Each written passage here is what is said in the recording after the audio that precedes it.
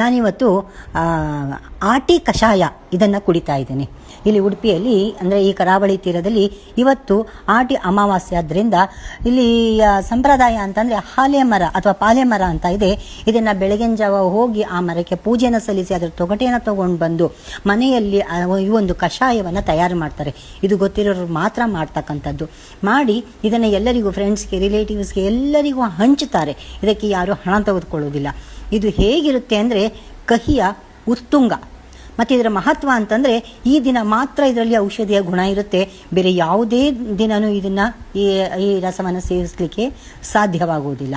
ಅಲ್ಲಿಗೆ ನಾವು ತಿಳ್ಕೊಳ್ಬೇಕು ಈ ಪ್ರಕೃತಿಯಲ್ಲಿ ಎಂತಹ ವಿಸ್ಮಯಗಳಿದೆ, ಎಂತಹ ಔಷಧಿ ಗುಣಗಳಿರ್ತಕ್ಕಂತಹ ಸಂಪತ್ತಿದೆ ಅಂತ ಹೇಳಿ ಇದಕ್ಕೆ ನಾನು ಒಂದು ಧನ್ಯವಾದವನ್ನು, ಈ ಪ್ರಕೃತಿ ಮಾತೆಗೆ ಒಂದು ಧನ್ಯವಾದವನ್ನು ಹೇಳ್ತೇನೆ. ಇದರ ಹಿಂದೆ ಯಾರು ತಂದು ಮಾಡಿ ಎಲ್ಲ ಮಾಡಿದಾರೋ ಅವರಿಗೆಲ್ಲರಿಗೂ ಒಂದು ಧನ್ಯವಾದವನ್ನು ಹೇಳ್ತಾ ಧನ್ಯತಾಪೂರ್ವಕವಾಗಿ ಈ ಔಷಧಿಯನ್ನು, ಈ ಕಷಾಯವನ್ನು ನಾನು ಸೇವಿಸ್ತಾ ಇದ್ದೇನೆ. ಮೊದಲು ನಾನು ಮಾಡಿದಂತಹ ವಿಡಿಯೋದಲ್ಲಿ ಸೌಂಡ್ ಡಿಸ್ಟರ್ಬೆನ್ಸ್ ಆಡಿಯೋದಲ್ಲಿ ತುಂಬ ಕೇಳಿಸ್ತಾ ಇತ್ತು. ಅದರಿಂದ ಅದನ್ನು ಡಿಲೀಟ್ ಮಾಡಿ ನಾನು ಬೇರೆ ವಾಯ್ಸ್ ರೆಕಾರ್ಡನ್ನು ಮಾಡಿದ್ದೇನೆ. ಎಲ್ಲರಿಗೂ ಭೀಮನ ಅಮಾವಾಸ್ಯೆಯ ಶುಭಾಶಯಗಳು.